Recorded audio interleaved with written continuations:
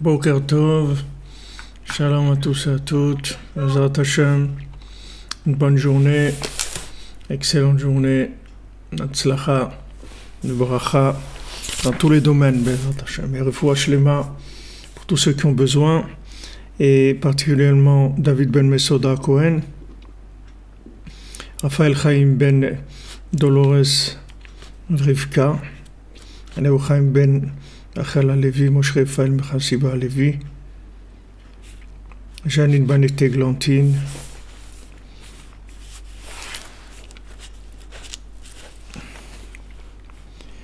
le Rav Yitzhak Israël Yitzhak Ben Fortuné, Sandrine Badjanine.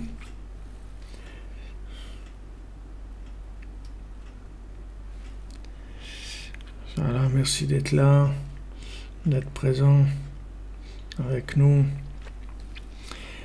Donc, Bezrat Hashem, on va reprendre, on va commencer par rapport à la Torah 52. Donc, hier, on a développé ce point-là de Yechidi, c'est-à-dire le point de l'isolement, c'est-à-dire de faire ce qu'on a. C'est grâce à vous qui êtes là qu'on peut faire quelque chose. Faut acheter ma Esther Batrachel. Si vous n'étiez pas là, qu'est-ce que je ferais? Qu'est-ce que j'aurais fait? Avec qui j'aurais parlé? Prochaine, vous êtes là. Ensemble, c'est ensemble. Tout ce qu'on fait, c'est parce qu'on est ensemble. Alors, on a vu le côté Yechidi, si vous voulez, que Rabbi Nachman nous dit, voilà, précisément Yechidi, c'est-à-dire un chemin où vous êtes seul, c'est-à-dire qu'à un moment où il faut se considérer comme seul et pour prendre ses responsabilités. Parce que c'est uniquement comme ça qu'on peut arriver au bitoul. C'est-à-dire, si on veut arriver à se soumettre à Hachem, on a besoin de prendre conscience qu'on peut changer les choses, qu'on peut faire quelque chose. Et à ce moment-là, on peut arriver au bitoul. On peut arriver au bitoul par rapport à Hachem, à la soumission. Et à ce moment-là, on reçoit la force pour faire ce qu'on a à faire. Mais si jamais on se considère que comme un élément social, si vous voulez, on n'aura pas cette force-là, parce que du moment où on va se considérer que comme un élément social, alors on aura la force que du regard des autres et de l'accréditif des autres. Et même les autres, s'ils veulent m'accréditer, quelle possibilité ils ont de m'accréditer? Ils peuvent m'accréditer que par rapport à ce qu'ils pensent que je suis, et avec l'énergie qu'ils ont en eux. Donc ça va être assez limité. Si vous voulez, c'est la différence entre la République et la royauté. C'est-à-dire que la royauté, c'est une forme de Yechidi, c'est-à-dire un roi, normalement, d'après la définition de la Torah, un roi, c'est quelqu'un qui est branché sur Hachem complètement et qui va maintenant diriger le peuple par rapport à ce que Hachem attend du peuple. Bien que Hachem, quand on a demandé un roi, Hachem, il n'était pas très content de ça. Il voulait qu'on ait affaire à lui directement, mais le peuple voulait un roi. Donc Hachem, il a dit d'accord. Et le roi, il est supposé d'être l'homme le plus soumis à Hachem. À ce moment-là, on lui donne le pouvoir, mais son pouvoir, c'est le pouvoir d'Hachem. C'est pour ça qu'un roi, il peut pas pardonner. Il peut pas pardonner si on manque à son honneur. Il peut pas pardonner. Il peut pas pardonner parce que c'est un roi. C'est pas parce qu'il est roi de par lui-même, parce que justement qu'il ne représente que Hachem. Donc à ce moment-là, le roi, il peut trouver des solutions pour le peuple qui sont des solutions inspirées par Hachem. C'est-à-dire Hachem, il oriente le roi, puisque en fait le roi, c'est que la main d'Hachem. Quand dans la construction des sphirotes, si vous voulez, vous avez toutes les sphirotes, et elles arrivent en bas dans Malchut. Vous prenez toutes les sphirotes, Chesed, Gvura, Tiferet, Netzach, Od, Yesod, Malchut. Elles arrivent dans le pouvoir. Le pouvoir, c'est-à-dire la Malchut, la royauté, c'est le résultat de la connexion à toutes les sphirotes. Donc le roi, il est entièrement branché sur Hachem, et Hachem, il l'inspire, et donc à ce moment-là, il peut diriger le peuple de la meilleure façon qui soit. Tandis que le système de la République, si vous voulez, c'est un système binaire, c'est un système entre deux individus. C'est-à-dire que c'est un individu par rapport à un autre. Même si quelqu'un il est plus fort et qu'il a fait l'ENA et il est plus fort dans quoi? Il est plus fort toujours dans le binaire. Mais il n'a pas la troisième dimension. Il a un petit peu, parce que s'il n'avait pas un petit peu, alors il ne pourrait pas avoir un poste comme ça. Mais si vous voulez, c'est une troisième dimension qui reste complètement dans le binaire. Alors lui, il peut pas tellement nous aider, si vous voulez. Il peut amener des solutions binaires. Mais il n'a pas des solutions divines. C'est pour ça qu'en fait, vous voyez comment ils se prennent la tête, la République. Regardez, c'est un jeu entre le peuple. Si le peuple crie un peu trop, alors attention, il faut reculer. Il faut leur donner un os. Alors voyons la taille de l'os. On leur donne un petit os. Ils sont pas encore contents. Alors encore un petit os. Une petite aile de poulet, encore un petit truc, un petit truc. Voilà, ils sont contents, ok, on arrête. Alors maintenant, comment on va récupérer d'un autre côté ce qu'on avait donné de ce côté-là? Alors, il faut qu'on se débrouille, comment voir pour prendre sans qu'ils s'en rendent compte. Et une fois qu'ils vont être fatigués, parce que combien de temps ils vont rester dans la rue? Et il y a un moment où bon, ils vont avoir quelle est la résistance, c'est que du rapport binaire, vous voyez. C'est du rapport de confrontation. Tandis que le roi, c'est pas un rapport de confrontation du tout. Le roi, ça descend d'Hachem dans le roi et vers le peuple, c'est tout. Si le peuple il vient, il demande au roi quelque chose. Le roi, il demande à Hachem. Il dit voilà, regarde, le peuple, ils veulent ça et ça, tu peux pas les laisser. Alors le roi, il envoie ce qu'il faut, Hachem, il envoie ce qu'il faut comme inspiration au roi. Il va lui dire même de faire la guerre, s'il faut faire la guerre, il va lui dire tu vas faire telle chose. Mais c'est une royauté divine à l'échelle humaine, si vous voulez. Le peuple, il voulait un roi parce qu'il voulait une royauté qui soit à l'échelle humaine. Il voulait que ça passe par un homme, qu'ils aient affaire à un homme. Alors Hachem, c'est lui-même qui choisit le roi. C'est pas le peuple qui nomme le roi. C'est Hachem qui choisit le roi. Il n'y a pas de vote chez un roi. Le roi Shaoul ou David Ameler ou Cheskeo Ameler, Malchut Bet David, toute la descendante de David, Shlomo, tout ça, c'est des rois qui sont choisis par Hachem. C'est Hachem qui décide que la royauté, elle va être chez un tel. Donc c'est très sécurisant, si vous voulez, parce que vous savez que cette personne-là, elle est inspirée par Hachem. Donc il y a un très grand amour, une très grande crainte aussi par rapport à ce roi. Et puis il y a une confiance totale, parce que on sait qu'il est inspiré. Ouais. Le roi, il applique la loi divine et il est complètement soumis à Hachem. Donc c'est très sécurisant, si vous voulez. Donc ça aussi, c'est un principe de Yachid, c'est-à-dire c'est un principe d'individu qui est seul et qui prend sa responsabilité par rapport à ce que Hachem a choisi. Alors, qu'est-ce que c'est maintenant? Vous prenez David Ameler. David Ameler, c'était un berger, il était tranquille avec son troupeau, loin de tout le monde, avec ses moutons, et on est venu le chercher pour le oindre comme roi. Et donc il a accepté, il a dit c'est Hachem, il veut que je le fasse, alors je vais le faire, il n'y a pas de problème. Donc il est devenu le roi d'Israël, et il a dirigé pendant ses 40 ans, il était roi. Alors avec toutes les difficultés qu'il y a eu, etc., mais c'était un roi, c'est-à-dire un roi choisi par Hachem. Il n'a aucun doute sur sa mission. Alors maintenant, chacun en lui, il a un point de royauté, Rabbi Nachman dit.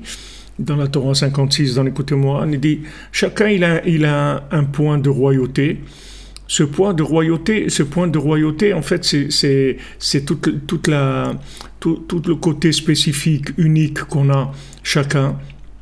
Et ces côtés de royauté, c'est le pouvoir qu'on a en fait de révéler Dieu dans le monde. Chacun individuellement, il a un pouvoir à lui qui est unique.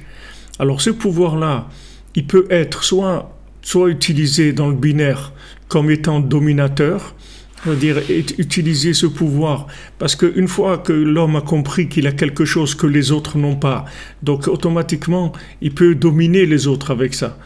Alors, soit il utilise ça pour dominer les autres, à ce moment-là, c'est de la consommation pure, et ça se retourne contre lui, puisque ça l'autodétruit. Rabbi Nachman dit ça l'autodétruit, comme c'est écrit dans le Maxime des Pères. À Rabbanut chez Koveret et Baalea, c'est-à-dire celui qui va avoir le pouvoir sur les autres. Et en fait, ça l'enterre à lui-même, parce que quand il va vouloir avoir le pouvoir sur les autres, il va arriver à l'opposé de la raison pour laquelle on lui a donné cette chose-là. C'est comme quelqu'un qui a un poste important. Et il utilise ce poste important pour se faire des choses, gagner pour lui des choses, pour faire passer de la drogue ou pour faire n'importe quoi, parce qu'il a un passeport diplomatique ou bien il espionne pour un autre pays, ou bien il utilise ça pour son compte à lui personnel. Alors que maintenant on lui a donné ça pour servir le peuple, pour servir le gouvernement. Lui, il utilise ça pour lui.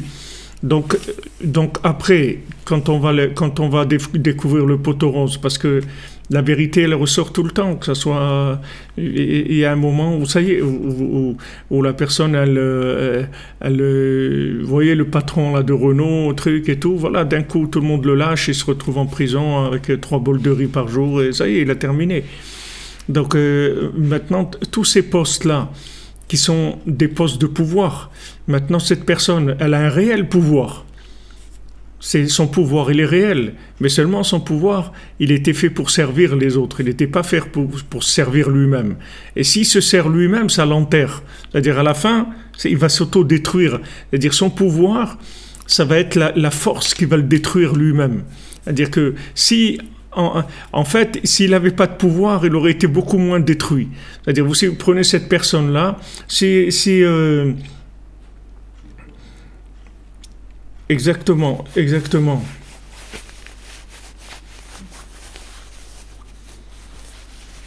Exactement. Celui qui veut se faire un nom, en fait, il va perdre sa renommée. Parce que du moment où la personne, elle utilise son pouvoir, alors son pouvoir, il va se développer parce qu'elle est en train de l'utiliser. Mais comme elle l'utilise pas à bon escient, elle l'utilise en binaire, il va avoir tout ce qui a été créé qui va se retourner contre lui. Parce que tout ce qui a été créé est porteur d'un message d'Hachem. Tout ce qui a été créé est porteur du message d'Hachem. Ani Hachem Elokecha. Je suis Hachem ton Dieu. Tout ce qu'il y a sur terre est fait pour transmettre ce message. Après, ce message, il se développe en petits d'autres messages qui sont tous rattachés à ce message-là. Mais le message principal, c'est il y a un Dieu, tu es une créature, et j'ai créé le monde pour t'amener à une conscience de Dieu plus grande. Et quand tu es dans ce monde, tu as besoin de moi. Et le besoin que tu as de moi, c'est ça qui va te permettre de me connaître. Et quand tu m'auras connu, alors tu vas voir que c'est le plus grand plaisir qui existe dans ce monde et dans le monde futur surtout, où tu auras des accès à de la connaissance d'Hachem qui va être illimité. Donc maintenant, tout ce qui a... Comme on dit, c'est-à-dire dans le palais d'Hachem, tout parle de l'honneur d'Hachem. Tout ce qu'il y a sur terre, c'est l'honneur d'Hachem. Quand vous voyez des belles fleurs, c'est l'honneur d'Hachem. Des belles montagnes, c'est l'honneur d'Hachem. Une belle musique, c'est l'honneur d'Hachem. Tout. Et à ce moment-là, quand maintenant les gens, ils mettent leur pouvoir, qui vient en fait de leur point de spécificité, leur point unique. Alors ils utilisent ce pouvoir pour Hachem, parce que c'est ça ce qui vient d'Hachem. Ce qui vient d'Hachem, c'est pas le développement binaire. Le développement binaire, c'est une conséquence. Mais ce qui vient d'Hachem, c'est le don que chacun a, qui est unique. C'est un don unique. Chacun a un don unique. Mais ce don-là, ça peut être le fruit, ça peut donner une réussite personnelle que pour soi, pas pour Hachem. Il y a des fois où la réussite, c'est une réussite dans le binaire, mais le but, il n'était pas pour le binaire, le but, il était pour Hachem. Alors, il se met au service d'Hachem, si vous voulez, et donc à ce moment-là, son pouvoir, il va grandir, il va se développer, et il va être soutenu par toutes les énergies divines qu'il y a dans le monde, et au contraire, maintenant, toute la création, elle va se mettre à son service pour l'aider, puisque lui, maintenant, il est au service d'Hachem. Donc, il est en accord avec la création. Donc, tous les objets de la création, c'est comme si vous prenez un palais royal, du moment où il y a une personne qui est désignée par le roi comme étant quelqu'un qui fait partie des hommes du palais, donc tout le monde sait dans le palais que quand cette personne, elle vient, il faut lui donner tout ce dont il a besoin, parce que c'est quelqu'un qui travaille pour le roi. Donc s'il a besoin d'un vêtement, on lui donne. S'il a besoin d'une calèche, on lui donne. S'il a besoin d'argent, on lui donne. Tout ce dont il a besoin, on va lui donner parce que c'est un homme du roi. Donc lui, quand il fait quelque chose, en fait, il fait grandir le pouvoir et le nom du roi dans le monde. Donc on va pour toute la création, elle va l'aider. Mais si maintenant, cette personne-là, elle utilise le pouvoir pour elle-même, donc maintenant, en fait, ce pouvoir qu'il a, c'est la partie divine qu'il a en lui. Il la met en exil pour l'exploiter. Alors à ce moment-là, il va se trouver qu'il va recevoir le boomerang, que tout ce qu'il y a dans le monde, ça va venir contre lui. Comme Rabbi Nachman, il dit dans l'enseignement 6, dans l'Écoutez Moharan, il dit que maintenant, celui qui cherche son honneur à lui, sa réussite personnelle, alors toute la terre, elle dit Mihuze vezehu. Qui c'est ce monsieur-là? C'est une expression qu'il y a dans la Megillat Esther sur Haman. Haman, il voulait prendre toujours de l'argent, du pouvoir, il voulait plein de choses pour lui. Il voulait des choses pour lui. Donc il voulait exploiter tout pour lui. Alors comme il voulait exploiter tout pour lui, tout ce qu'il y avait sur terre se posait une question sur lui. Mais ce monsieur-là, qui c'est ce monsieur? Qui est-il? Qui est-il pour prendre le pouvoir? Tu as le droit au pouvoir, toi? Est-ce que tu es là pour servir le peuple? Est-ce que tu regardes l'intérêt du peuple ou tu es en train de mettre des taxes et des impôts sans arrêt pour remplir les poches et pour essayer de compenser l'économie qui ne marche pas? L'économie, elle ne marche pas, alors tu vas nous exploiter à nous parce que tu ne sais pas gérer un pays ou parce que celui qui était avant toi, il a amené le pays à la faillite. Alors maintenant, c'est nous qui devons payer les pots cassés de ça. En nous mettant des impôts. Alors les gens après te disent, mais au fait, ce bonhomme-là, qu'est-ce qu'il fait là? Pourquoi il est là? Alors on commence à se poser des questions sur lui. Et on voit que en fait son pouvoir, c'était pas un pouvoir qui était un pouvoir pour faire grandir le nom d'Hachem. C'était un pouvoir pour faire grandir son nom à lui. Alors maintenant, comme tout est programmé sur terre pour faire grandir le nom d'Hachem, ne croyez pas que quelqu'un il va pouvoir utiliser si vous voulez comme on dit le staff, il va pas pouvoir utiliser le staff de ce monde pour ses intérêts personnels. Pas du tout. Le staff il va pas fonctionner. Non seulement il va pas fonctionner, mais il va se retourner contre lui. Il va aller contre lui. Et plus il va essayer de réussir une réussite binaire, et plus il va avoir tous les éléments qui vont venir contre lui. Donc, si vous voulez, chacun, Baruch Hashem, il a un don. Chacun, il a quelque chose d'unique, d'extraordinaire, de merveilleux. Il faut l'investir il faut le mettre au servir de Hashem. Si vous voulez, au départ, les idées communistes, elles s'inspiraient de ça, mais au lieu de dire que mettre tout entre les mains d'Hachem, de travailler pour Hachem, ils ont dit il faut travailler pour le peuple, c'est-à-dire qu'on travaille tous pour le peuple, mais comme c'est une idée qui qui est fausse, parce que même le peuple sans Hachem, ça représente absolument rien du tout. Même la tour de Babel, et ils étaient ensemble, ils voulaient construire une tour pour monter, et quand il arrivait un moment où Hachem il a vu qu'ils étaient en train de se perdre complètement, donc il leur a envoyé qui s'entendaient plus, ils parlaient des langues différentes, etc. Donc leur projet, il est tombé à l'eau. Parce que ils voulaient être un peuple, mais pourquoi? Le peuple, pourquoi? Pour emmener le peuple où? Amener le peuple à quelle destination? C'est bien d'être un peuple, de dire voilà, on va tous faire une grande, comment on dit, une grande coopérative, c'est-à-dire on va travailler tous pour avoir une vie commune qui soit meilleure, et chacun il va mettre sa spécificité au service du peuple. C'est très bien, mais si c'est pas au service d'Hachem, alors il y a rien, ça sert à rien. Un peuple sans Hachem, c'est pas un peuple. Le peuple, toutes les notions qu'il y a sur terre, elles doivent être toutes reliées à Hachem. Mais comme c'est quelque chose, cette idée-là, c'est une idée un petit peu plus sympa que le capitalisme à outrance, alors ça a tenté beaucoup plus les gens. Parce que je me dis, voilà, c'est ça la solution. Donc on va créer une grande coopérative et on va mettre tous nos forces ensemble, on va unir nos forces et tout, mais pour arriver où? Bien sûr, la tour c'est une idolâtrie. Bien sûr, la tour de Babel, c'est une idolâtrie. Toute exploitation de soi ou des autres ou du monde qui n'est pas destinée à faire connaître Dieu, ça s'appelle l'idolâtrie. Ça veut dire travailler dans le binaire, dans un rapport limité avec quelque chose. Donc tout ça, c'est le principe de l'idolâtrie. Donc Hachem, quand ça atteint une certaine... vous voyez le communisme, comment il s'est installé et tout, avec tous les millions de gens qu'il a tués, tout comment ça s'est mis en place. Mais les gens croyaient là-dedans parce que extérieurement, c'est plus sympathique que le capitalisme. Mais en fait, derrière le communisme, il y a quelque chose qui est terrible, qui est diabolique. C'est le fait de justement dire que les gens, ils sont communs. C'est-à-dire que les gens, ils sont tous pareils. Alors que ça, c'est une erreur. Ça, c'est un mensonge. Les gens, ils sont pas pareils.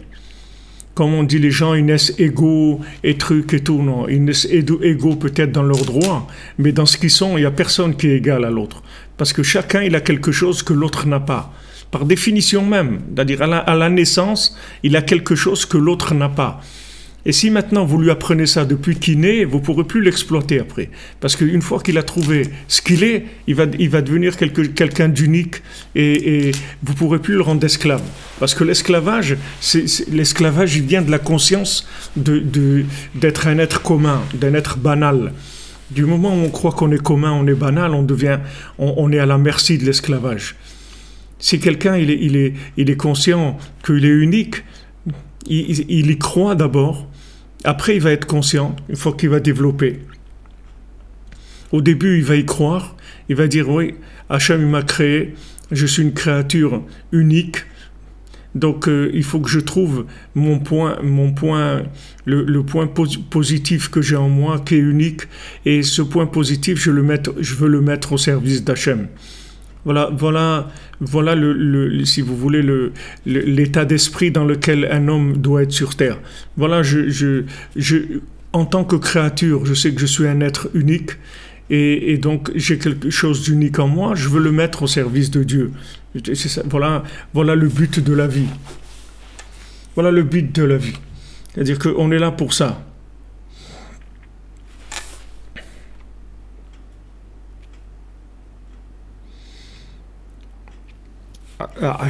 Pourquoi Hachem il a créé des langues diverses? Parce que au moment de la tour de Babel, Babel, ça veut dire en hébreu, ça veut dire les Balbel, c'est-à-dire que il les a embrouillés. Ils ont embrouillés parce que comme ils avaient une langue unique, donc ils étaient très puissants. Ils pouvaient faire des choses extraordinaires parce qu'ils étaient tous ensemble, ils avaient une langue unique. Quand ils parlaient, ils se comprenaient tous. Et quand Hachem il a vu qu'ils étaient en train d'utiliser ça pour en fait de l'idolâtrie, c'est-à-dire ils voulaient s'attaquer à Dieu lui-même. Et donc Hachem, qu'est-ce qu'il a fait? Il a créé, c'est à ce moment-là qu'il y a eu les 70 langues. C'est-à-dire à ce moment-là, tous ces gens-là, ils se comprenaient plus, ils parlaient tous un langage différent. Et ils ont tous été, en fait, les 70 langues, ce sont des groupes de gens qui sont par rapport à un certain mode de vie. Vous avez les gens qui habitent au Mexique, les gens qui habitent en Allemagne, les gens qui habitent en Afrique.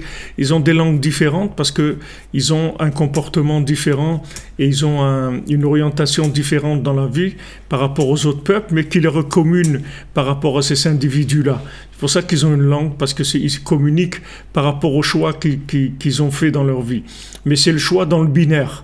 S'ils avaient une langue commune, alors ça c'est un choix d'une autre dimension. Ils pourraient échanger à une autre dimension. Mais Hachem, comme il a vu que leur intention, elle n'était pas bonne, c'était pas pour faire connaître Hachem dans le monde, au contraire. Donc Hachem, il leur a donné des langues différentes de manière à ce qu'ils ne puissent pas arriver à Echad, ne puissent pas arriver à un. Parce que s'ils avaient tous la même langue, ils seraient arrivés à un. Tous les gens, ils auraient compris ce qu'ils sont venus faire sur Terre et ils auraient une force commune. Mais comme leur intention, elle n'était pas bonne, Hachem, il a été mébalbel otam. C'est ce qui se passe aussi aujourd'hui, c'est la même chose. Donc ce côté, si vous voulez, individuel, il faut bien sûr qu'il amène au bitoul à Hachem, c'est-à-dire qu'on doit se soumettre à Hachem, et à ce moment-là, toute la grâce, toute la splendeur, toute la merveille la merveille, la grâce de l'individu intérieur, elle ressort, parce que du moment où la personne, elle se met au service de Dieu, alors elle connecte, si vous voulez, ses capacités qui lui sont intrinsèques, qui lui sont uniques, elle les connecte à Dieu, et à ce moment-là, ça donne des choses extraordinaires. Donc c'est vers ça que le monde va aller, c'est vers ça que Mashiach va amener le monde. Et une fois que maintenant j'ai trouvé mon côté unique, alors je vais savoir ce que je suis venu faire sur Terre, c'est-à-dire quelle est ma spécificité, comment je révèle Hachem. Il y en a qui révèlent Hachem par la sagesse, il y en a d'autres par la bonté, d'autres par la danse, d'autres par le chant, d'autres par la tzedaka, d'autres par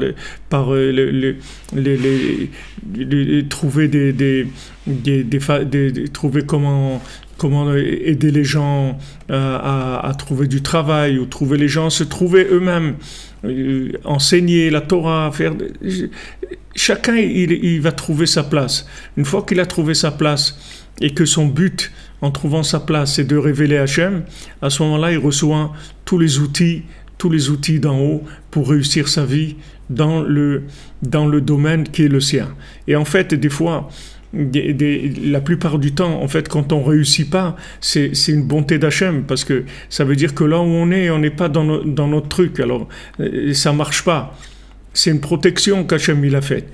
C'est comme si vous dites que si vous mangez quelque chose qui est avarié ou un truc, alors vous vomissez. Pourquoi le corps il vomit? Parce que le corps il voit que quelque chose est dangereux. Alors il y a un réflexe que quand quelque chose de dangereux rentre dans le corps, si c'est dangereux pour le corps, alors ça vomit. Maintenant c'est la même chose. Si on n'est pas à notre place, alors le système il nous vomit, pas le système humain, le système de toute la création. C'est-à-dire il nous vomit, c'est-à-dire il nous dit non, ça marche pas, c'est pas ça ta place. Alors qu'est-ce qu'on fait? On va chercher à l'intérieur, on va prier, on va faire Hitbo des doutes, on va dire mais mon Dieu, montre-moi ma place, qu'est-ce que je suis venu faire ici, en quoi je peux te servir, en quoi je peux être utile,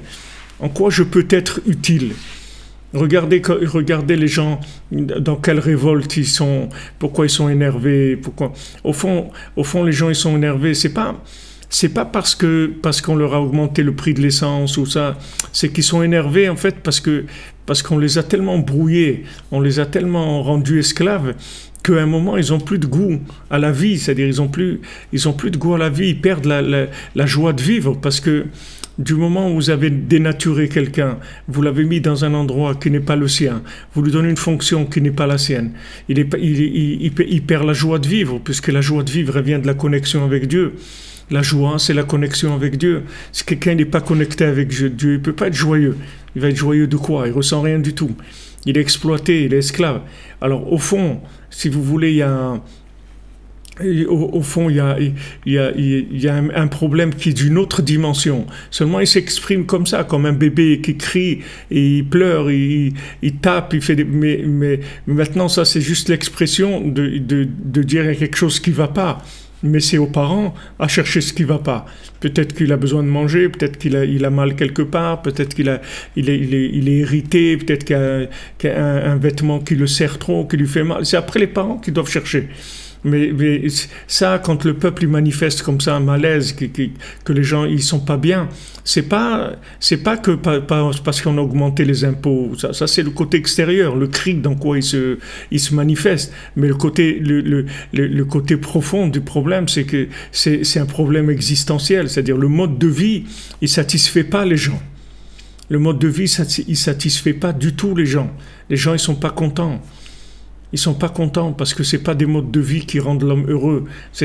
On est en train de les exploiter. Au fond de soi, les gens ils savent que on exploite leur qualité à chacun, leur côté unique. Pourquoi? Pour remplir les caisses de quelques personnes sur terre qu'après ils s'achètent des yachts, ils vont se promener et ils font la vie et les autres ils sont en train de bosser pour eux.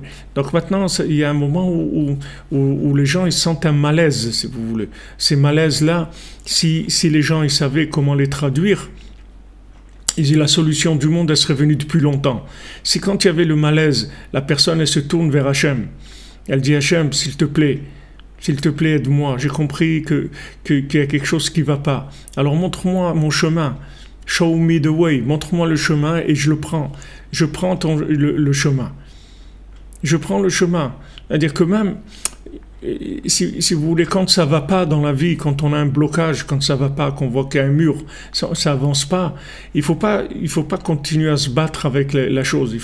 Il faut aller vers Hachem et il faut faire du bitoul. C'est-à-dire dire, regarde, moi Hachem, ce que je veux, en fin de compte, c'est vivre la vie que toi tu veux, ce que tu attends de moi. Donc si là je suis en train de me tromper, alors montre-le-moi et si je le vois pas, alors oriente-moi, fais que les choses elles se mettent en place comme toi tu veux qu'elles soient. C'est comme ça qu'on enlève les problèmes. Les problèmes les problèmes viennent pour nous aider à nous montrer qu'il y a un problème.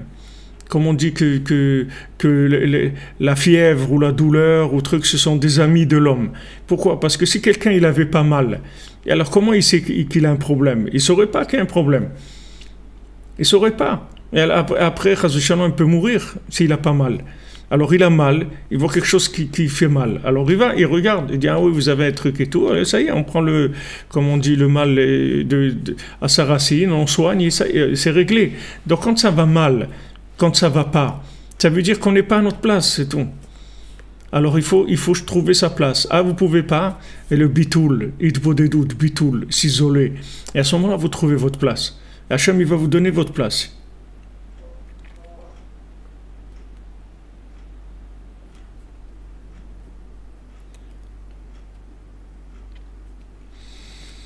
Bien sûr, c'est-à-dire que Hachem il a envoyé le Baal Tfila dans le monde, c'est vrai, pour nous délivrer. Le Baal Tfila, il va montrer à chacun exactement. Le Baal Tfila, Razak, c'était rien. On va montrer à chacun, voilà ta place. Il donnait à chacun sa place, le Baal Tfila. Exactement. D'abord, première chose, il est sorti de la ville. C'est la première chose qu'il faisait. Les gens qui venaient, première chose, on sort de la ville. On va s'isoler, on va sortir de ce système-là. Première chose. Maintenant, voilà ce qu'il te faut. Toi, tu vas faire ça. Toi, tu vas voir, quand tu voyais quelqu'un, il lui fallait un habit en or, il donnait un habit en or. Celui qui il lui fallait des haillons, il lui donnait des haillons. Celui qui fallait de la sagesse, il lui donnait de la sagesse. Celui qui faisait de la joie, il lui donnait... Chacun, il lui donnait sa place, il le mettait à sa place. C'est sûr que la prière, c'est pour trouver C'est pour trouver sa place. La Gemara, elle dit, Kol hakovea makom litfilato, Elokei Hashem be'ozro, Elokei Avraham be'ozro. Tout celui qui fixe une place pour sa prière, alors le Dieu d'Abraham, il l'aide. Ça veut dire que quelqu'un, il fixe sa place par la prière, c'est-à-dire il trouve sa place par la prière, et il trouve sa place par la soumission à Hachem. Quand il va se soumettre à Hachem, alors il va avoir l'inspiration qu'il faut pour aller vers les endroits où il doit aller et faire ce qu'il a à faire. Il va se réveiller, il va prendre conscience qu'en fait, ce qu'il aime dans la vie, c'est ça. C'est ce qu'il aimait dans la vie, c'est faire ça, ou organiser des voyages, ou faire ou faire une cantine, ou un restaurant, ou faire des vêtements pour les gens, pour qu'ils soient heureux, faire de la musique pour rendre les gens heureux, et voilà, il va trouver sa place, c'est tout. Pourquoi? Parce qu'il s'est soumis à l'infini. Donc du moment où il s'est soumis à l'infini, son point en lui qui est infini, il va s'alimenter par l'infini et va se révéler dans le monde. Donc quand ça ne va pas, il faut chercher, il ne faut pas se battre avec la chose qui ne va pas. Il faut aller chercher son identité plus au fond de soi-même. Tout le sens de l'exil, il vient pour ça. Pourquoi Hachem il nous a exilés? Pourquoi il nous a sortis d'Eretz Israël? Il nous a enlevé le temple, il nous a exilés. C'est pas parce qu'il veut nous faire du mal. C'est parce qu'il veut qu'on se trouve vraiment, c'est tout. Le jour où on va se trouver vraiment, il n'y aura aucun problème à retourner sur la terre et à reconstruire le temple, que Hachem il va nous envoyer le 3e temple. Il n'y aura aucun problème. Mais si maintenant on ne s'est pas trouvé nous-mêmes, à quoi il va servir le temple? Il va servir à rien. À quoi il va servir le temple? D'ailleurs, si vous voyez dans la chronologie, vous voyez que maintenant, Hachem il a envoyé la lumière de Hanouka. Et en même temps, cette lumière, quand il y avait la lumière de Hanouka, à ce moment-là, ils avaient fini de construire le Mishkan. C'était Hanouka Tamizbeach. En même temps, ils avaient fini de construire le Mishkan, le tabernacle, et en même temps, Hachem il a envoyé la lumière de Hanouka. Mais l'édifice du tabernacle, il s'est fait que à Rosh Chodesh Nissan. Il s'est fait que au premier Nissan. Il s'est pas fait à Hanouka. Hanouka, ils ont fini de le faire. Mais l'édifier, c'est-à-dire le mettre en fonctionnement, ça s'est fait que à Rosh Chodesh Nissan. Pourquoi? Parce que Rosh Chodesh Nissan, c'est Rosh Hashanah l'Amlachim. C'est le Rosh Hashanah des rois. C'est-à-dire c'est là où Rabbeinu dit on donne le pouvoir à chacun. C'est-à-dire que maintenant, il y a 2 étapes. Il y a une étape de Hanouka, on reçoit la lumière. La deuxième étape, c'est mettre cette lumière sous une forme de pouvoir. Donc, d'un côté, il y a la lumière. D'un autre côté, il y a le tabernacle qui est le cœur de chacun.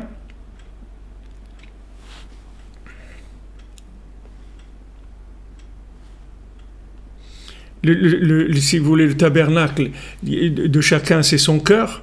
Et quand maintenant la lumière elle rentre dans le cœur, après elle va donner le pouvoir. C'est-à-dire qu'à ce moment-là, on arrive au pouvoir, c'est-à-dire on arrive à construire la maison d'Hachem. D'abord, chacun sa partie de la maison d'Hachem, qui est son côté unique, qui met au service d'Hachem, et ensuite la maison d'Hachem générale pour tout le monde. Donc du moment où quand on était en Eretz Israël, on a commencé à exploiter la maison d'Hachem, on a commencé à faire des choses qui étaient pas l'honneur d'Hachem, qui n'étaient pas la raison pour laquelle Hachem nous a donné sa maison, pourquoi Hachem il voulait être présent parmi nous. Donc Hachem nous a envoyés en exil. L'exil, ça veut dire déplacement, trouble de l'identité, si vous voulez. C'est-à-dire, on prend quelqu'un, un Américain à Paris, si vous voulez, voilà, on le prend, on le sort de son contexte, on le met dans un contexte qui n'est pas le sien.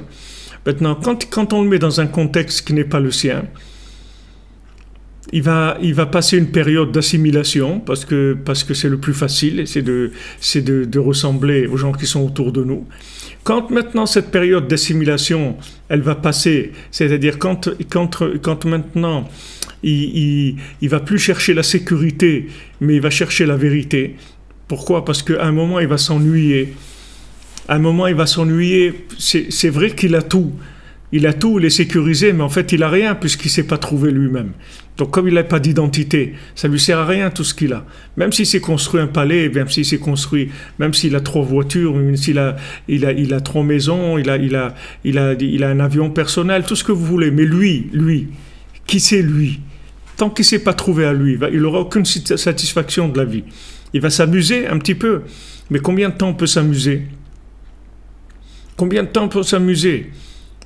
Le meilleur amusement du monde, si on vous oblige à le faire, à un moment, ça va vous dégoûter. Le meilleur des jeux du monde. Le meilleur des jeux, vous jouez au tennis ou au bowling, faites du tennis 12 heures par jour, tous les jours. Vous allez voir qu'à un moment, vous pouvez même plus, dès que vous voyez une balle, vous avez envie de vomir. C'est fini. Vous pouvez pas. Donc quand quelqu'un n'est pas à sa place, il va consommer. Essayer d'exister par assimilation, par esclavage, parce que l'esclavage, ça sécurise. Monsieur tout le monde, c'est sécurisant. Tandis que quand vous devez être monsieur vous-même, et vous devez vous prendre en main, et vous allez pas avoir beaucoup d'amis. Il y a beaucoup de gens qui vont pas vous apprécier. Au début. Une fois que vous allez vous affirmer, et que vous allez être vous-même, et que les gens, ils vont voir que vous voulez être vous-même, en fait, pour échanger avec eux, alors à ce moment-là, tout le monde va vous aimer. Mais la période dans laquelle vous allez vous affirmer, comme Yosef, c'est une période difficile. C'est pas évident.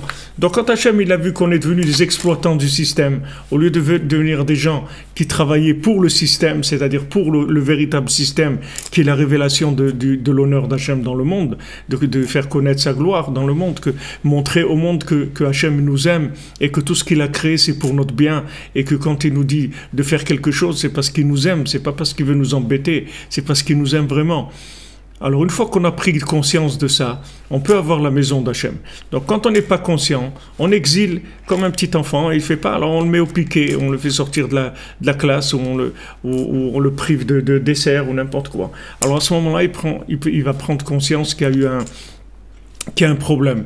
Donc l'exil, c'est quelque chose qui va aider la personne à trouver son identité si elle ne se décourage pas. Bien sûr que l'épreuve de l'exil, c'est de se décourager et de se fondre et devenir monsieur tout le monde, de disparaître, mais au risque, si vous voulez, de vivre une vie qui n'est pas la sienne. Alors Hachem, il préfère nous mettre en exil, en prenant le risque on risque de se fondre pendant pas mal de temps. Mais si vous voulez, après, de toute façon, ça sortira. Même si ça sort pas dans le père, et la mère, ça sortira dans les enfants ou dans les petits-enfants. Et ça, si vous voulez, c'est une protection qu'Hachem il a mis dans le monde, que la vérité, elle va toujours sortir. Même si elle sort pas chez les parents, ils sont pas arrivés, ça sortira chez les enfants. Il y a un massé comme ça avec Rav Nachman Tulchiner. Rav Nachman Tulchiner, c'était l'élève de Rabbi Nathan. Maintenant, son père, Rav Nachman Tulchiner, il s'appelait Rabbi Avraham. Alors, c'était un élève de Rabbi Nathan, le père de Rav Nachman Tulchiner.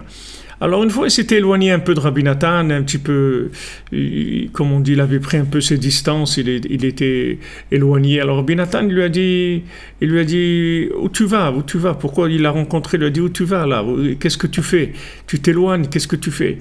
Alors, le père de Rav Nachman Tulchiner, il lui a dit, qu'est-ce que tu veux? C'est difficile pour moi d'être un homme kasher. C'est difficile pour moi de faire toute la Torah, de faire tout ce que Hachem il veut. C'est difficile. Alors Rabbi Nathan, il dit que le bien qu'il y avait dans le père de Rav Nachman Tulchiner, il est sorti dans Rav Nachman Tulchiner, dans son fils. Et son fils, c'était l'élève principal de Rabbi Nathan. C'est lui qui a dirigé le mouvement Breslev après Rabbi Nathan. Il y avait Rabbeinu, après il y avait Rabbi Nathan, après il y avait Rav Nachman Tulchiner, après Rav Ram ben Rav Nachman, qui était le fils aussi de Rav Nachman Tulchiner. C'est sorti encore, le bien, il est sorti encore plus. Donc, si vous voulez, on peut pas s'échapper dans ce monde, parce que le bien qui est en nous finira par sortir. Seulement, si nous, on se met au travail, c'est-à-dire qu'on fait Itbodedut, on fait les conseils de Rabbeinu, alors le bien qui est en nous, il va sortir. Il va sortir, il va se révéler et on va le mettre au service d'Hachem et au service des êtres humains pour partager ensemble chacun ce qu'il a de bien, qui est en fait partager Hachem, c'est-à-dire entre nous. C'est-à-dire partager Hachem, c'est-à-dire en fait réunir le Echad, de savoir que tous ces éléments-là, ils sont tous Echad, ils vont tous dans le même sens. Donc quand Hachem il a vu que en fait en Eretz Israël ça marchait pas, il nous a sortis, il nous a exilés. Maintenant cet exil il va nous amener automatiquement à chercher la vérité. Même si au début il va nous amener dans du mensonge parce qu'on va essayer d'être esclave pour se sécuriser et pour être accepté. Mais quand à un moment on va s'ennuyer, alors on ne va plus chercher la sécurité, on va chercher la vérité. C'est pour ça que les gens ils descendent dans la rue. Parce qu'à un moment, c'est plus la sécurité qui intéresse l'individu. La sécurité, c'est pourquoi? La sécurité sociale, c'est-à-dire avoir socialement sécurisé. D'accord, socialement sécurisé, c'est magnifique, c'est mignon, c'est très gentil. Mais pour arriver où?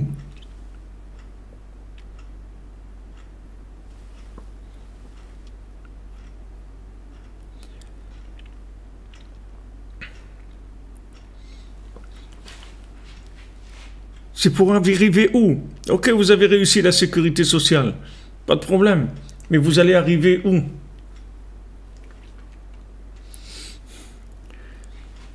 Voilà, socialement, vous êtes correct, vous êtes bien. Vous avez un salaire moyen qui permet de survivre.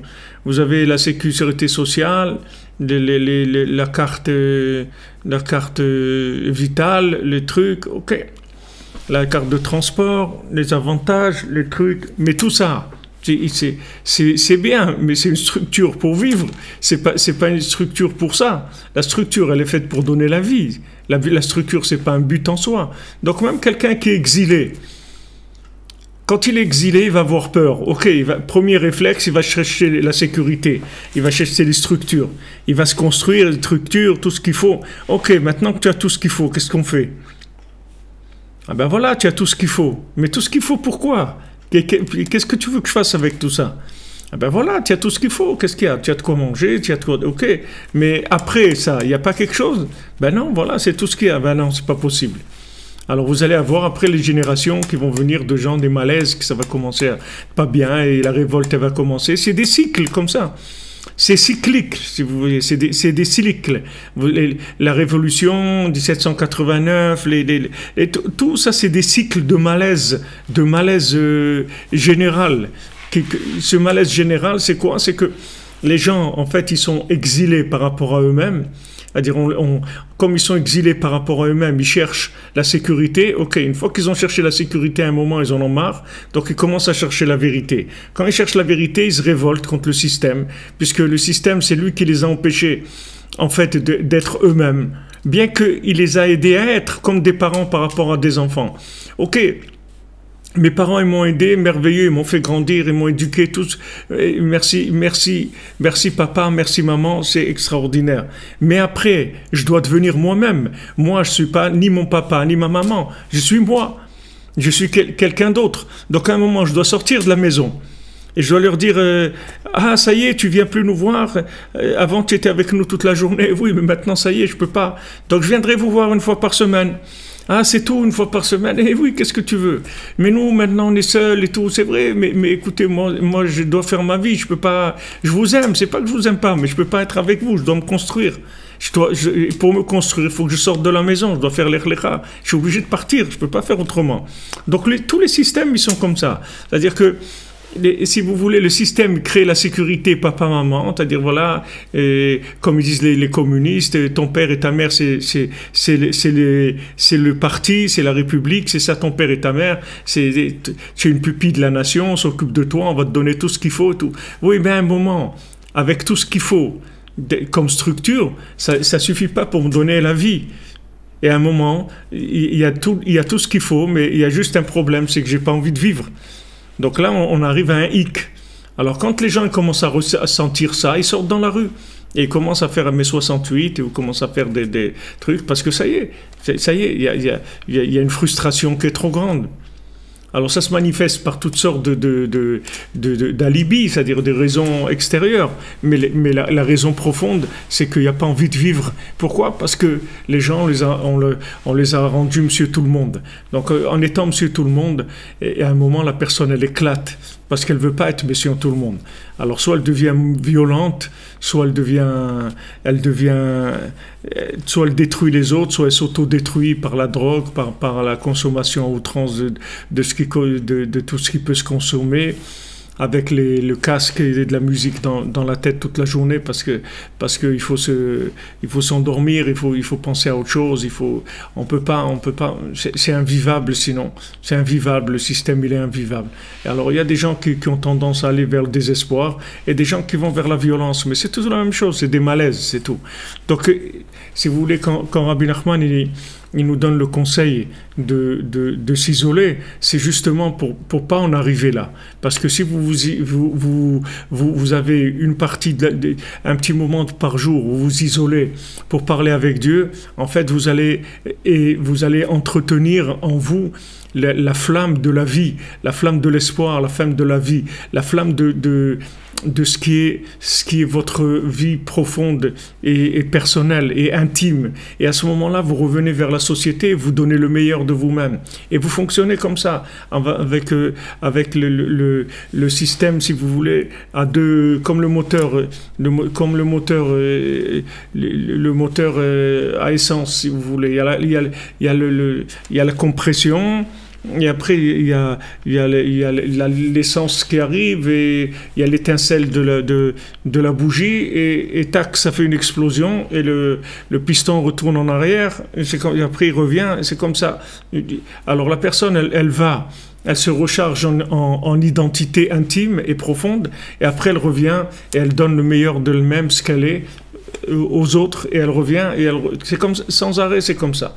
Donc il y a ce moment, si vous voulez, de solitude, d'intimité. On va plutôt l'appeler l'intimité que la solitude, parce que des fois la solitude, ça s'appelle solitude comme si c'était quelque chose de péjoratif par rapport aux autres.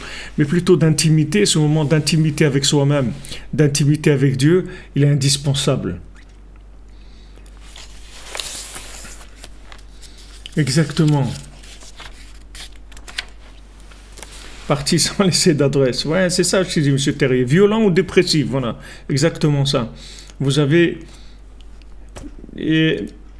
VD, comme vos d'or, ou violent ou dépressif. C'est à vous de choisir. À vous de choisir. Il y a ça ou ça. Voilà les deux systèmes qui sont proposés dans le monde. Il y a chien et chat. Vous choisissez la violence ou la dépression, c'est tout.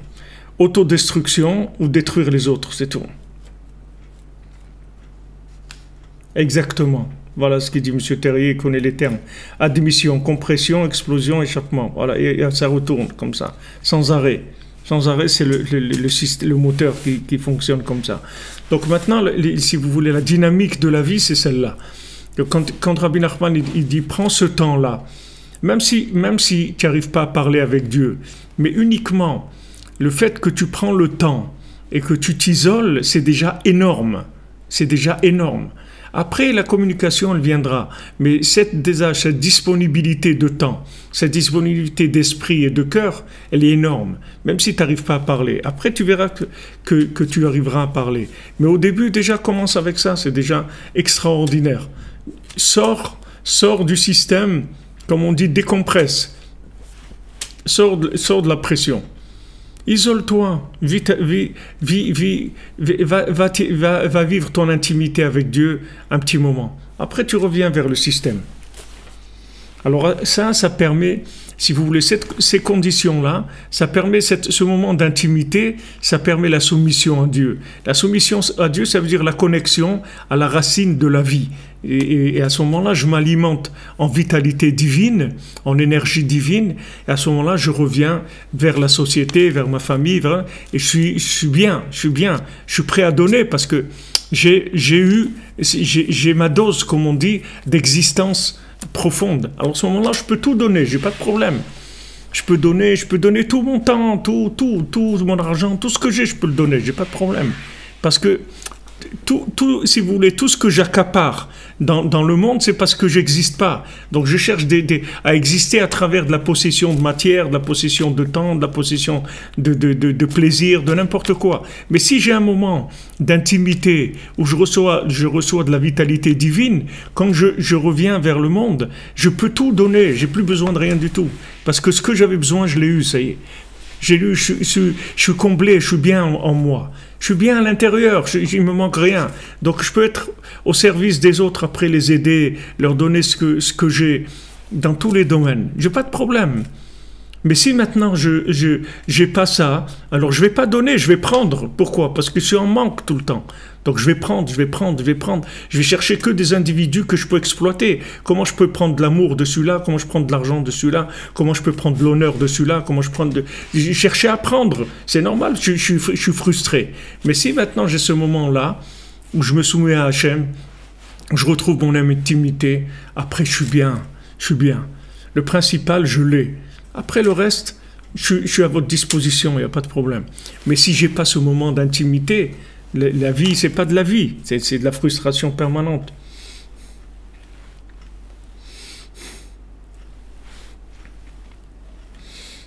Monsieur Terrier, vous êtes Israël déjà. Les paroles que vous avez, c'est les paroles d'Israël. Vous êtes Israël. Vous êtes Israël. C'est des âmes, les âmes qui sont... ce que je vous ai expliqué tout à l'heure, quand je vous ai expliqué que quand la personne elle-même, elle n'arrive pas à se trouver, alors on la met en exil dans un endroit, et de cet exil, elle va ressortir. Alors maintenant, dans le monde, c'est pareil. Il y a des gens qui naissent non juifs, mais c'est pas parce qu'ils sont pas juifs, c'est parce que maintenant, ils doivent chercher leur identité. Donc on les met dans des conditions d'exil très fortes. Et dans ces conditions d'exil, ils vont se sentir comme un malaise, ils vont pas se sentir bien. Et à ce moment-là, ils vont aller chercher plus profondément. Et ils vont trouver le message d'Hachem. C'est des conditions de travail, c'est tout. C'est des conditions pour se trouver. C'est une forme d'idbodedut, c'est-à-dire c'est une forme d'isolement, si vous voulez. L'exil, d'ailleurs, qu'est-ce que c'est être exilé? C'est qu'on nous envoie, quand on dit quelqu'un d'exilé, ça veut dire on l'a mis dehors, on l'a envoyé quelque part tout seul. On l'a exilé sur une île déserte ou un truc. C'est-à-dire l'exil, si vous voulez, c'est la forme d'idbodedut qui est imposée par Hachem pour que la personne se trouve.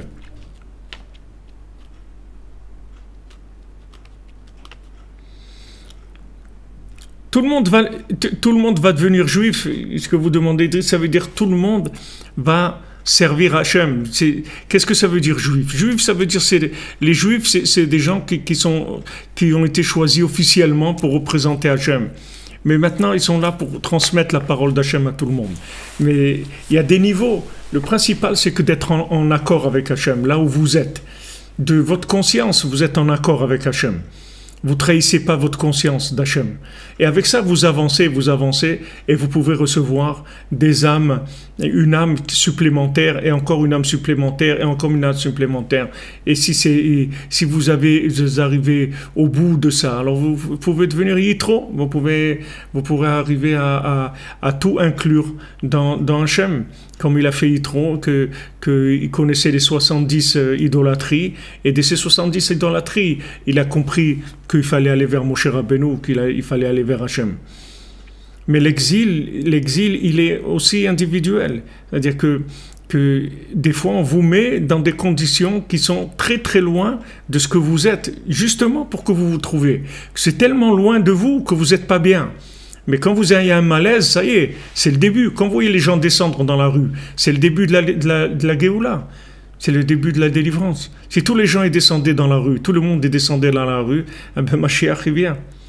Si tout le monde descend dans la rue et disent Hachem, envoie-nous Mashiach, eh bien Mashiach il vient, le monde est délivré. Mais tant que les gens ils ont pas un malaise, ils vont pas descendre dans la rue. Une fois qu'il y a un malaise, on descend dans la rue et on commence à crier. Au début, on va crier sur des gens. Après, on va comprendre qu'en fait, ces gens, ils peuvent rien faire pour nous. Alors, on va crier vers Hachem. Une fois qu'on va arrêter d'accuser les gens, on va demander à Hachem de nous aider. Mais l'exil, c'est ça. Vous comprenez? Oui, des bouts d'âme, c'est pas des bouts, c'est des parties. C'est des parties.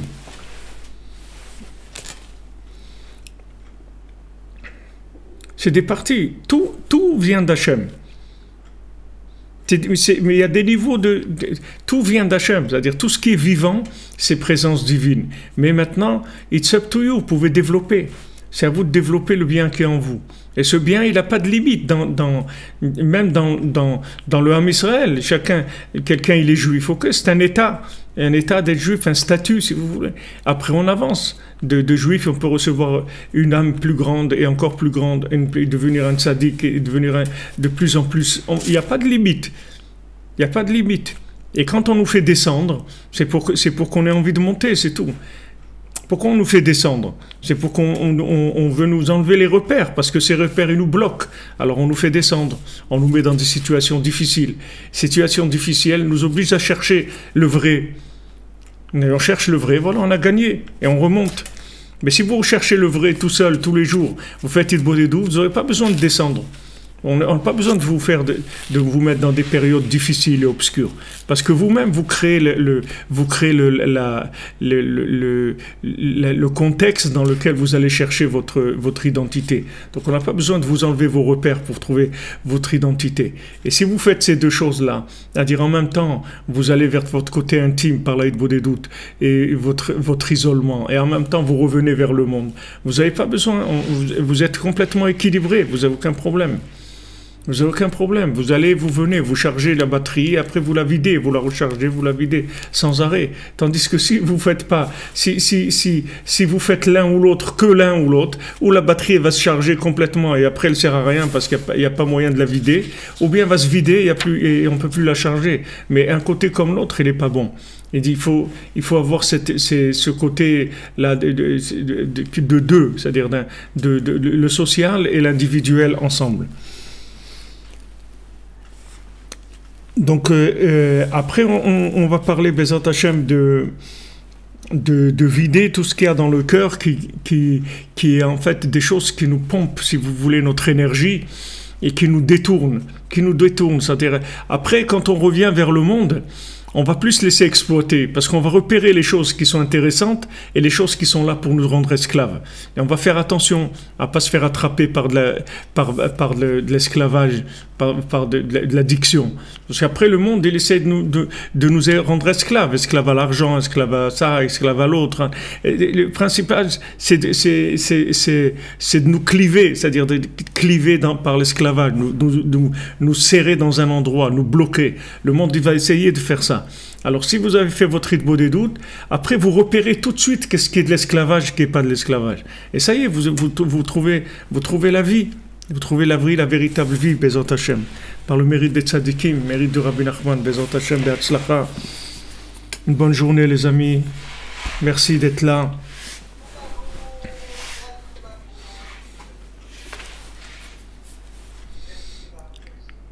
Comment le pousser au max? Vous demandez comment pousser au max. Cette méthode-là, c'est pour aller au maximum de vous-même. En douceur, dans la bonté.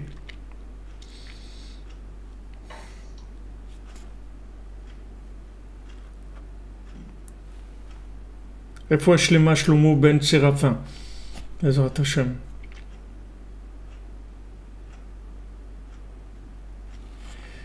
Oui, Bezrat Hashem, on va vous donner tout ce que vous avez besoin. Hashem, il va vous donner. Continuez à prier, à demander à Hachem, restez en contact, c'est tout. Restez en contact. Bonne journée et on se retrouve demain, Bezrat Hashem, pour notre rendez-vous journalier.